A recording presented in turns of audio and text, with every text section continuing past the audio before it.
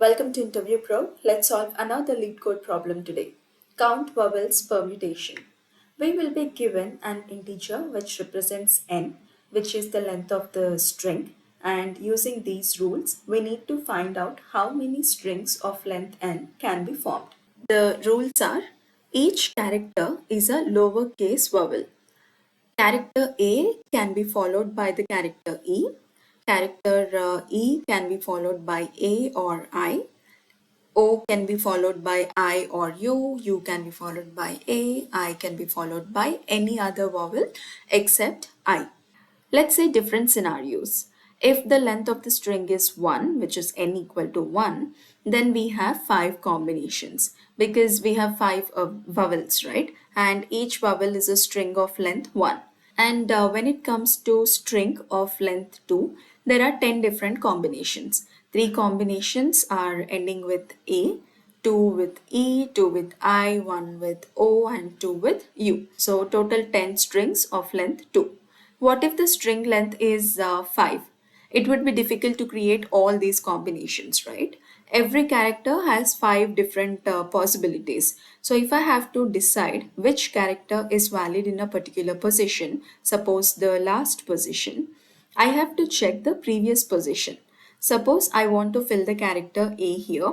The string will be valid only if the rules are not broken, right?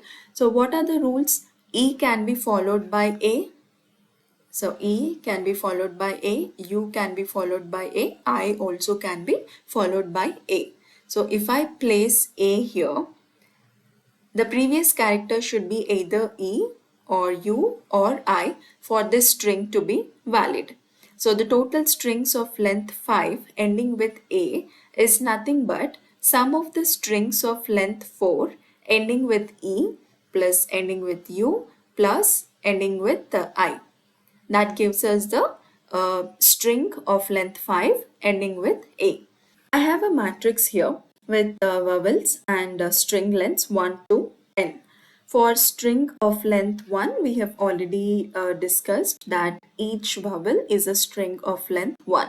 So the number of combinations possible with vowel A is 1, E is 1, and so on. For string length 2, if the string has to end with A, what are the combination?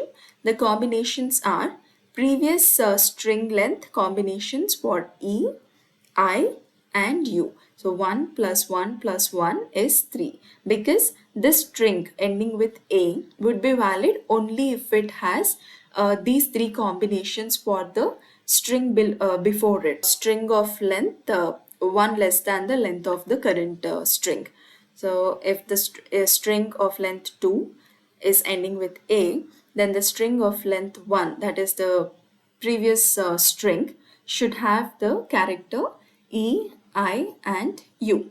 Similarly, if the string has to end with E, the possible combinations are A and I because A can be followed by E and I can also be followed by A. So the combinations are 2. Same way we have calculated for others. When it comes to the string of length n also, the same rule applies. But if we look at the logic, we don't need to store each and every length from 1 to n, right? Because we are dependent only on the previous length combination. So let's see how we can implement this in code. I have written the rules in comments here so that it would be helpful while coding. Now, to store different combinations with each of these vowels, let's create 5 variables. So the number of combinations may be huge when the value of n is larger. So the data type would be long. And I'll name the variable as A. Initially, we already saw that if the string is of length 1, then the number of combinations would be equal to that vowel itself, right? Because A itself is a string of length 1. So I'll initialize it with 1.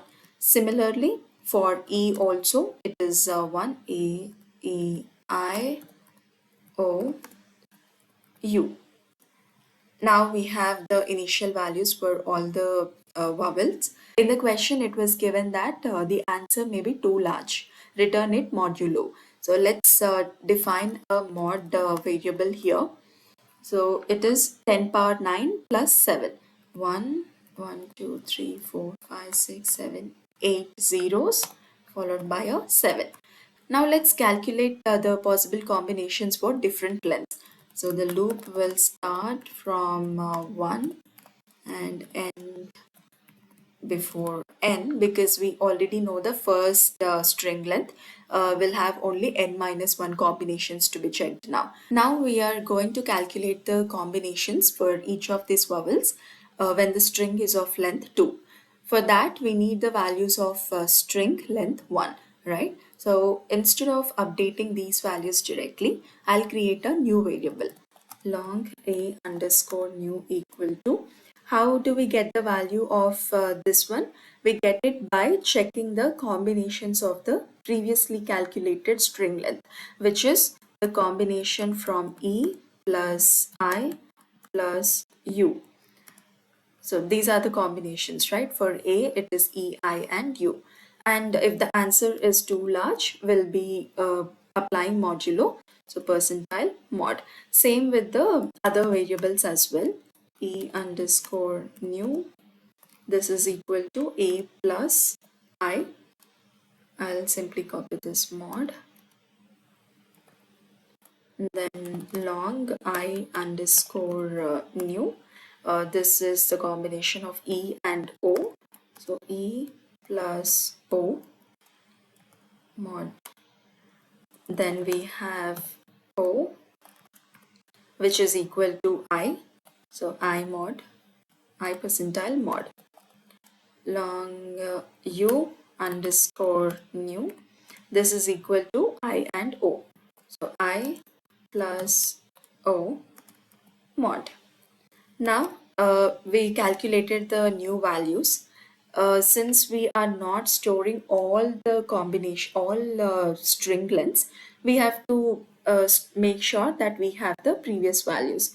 Now these would become the previous values for the next iteration. So let me store these values with the previous values. So A equals A underscore new, E equals E underscore new, I is I underscore new, O is O underscore new, U is U underscore new.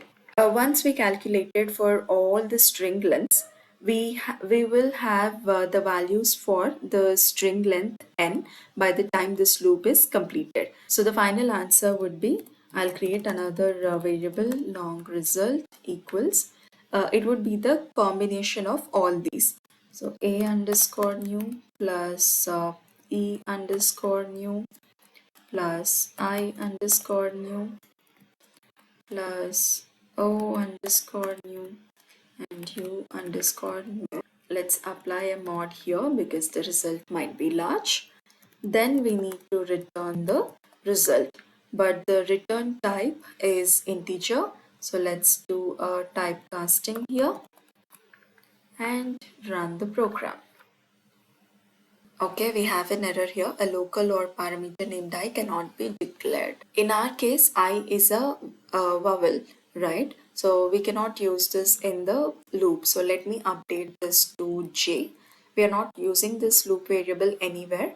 So I think this should work now. Okay, A underscore new does not exist. Okay, so finally we will be assigning these new values to A, right? These are just local variables. So I made a mistake here. It is going to be just A, E, I, O, U.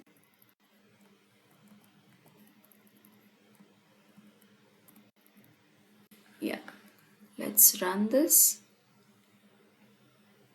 Let me submit.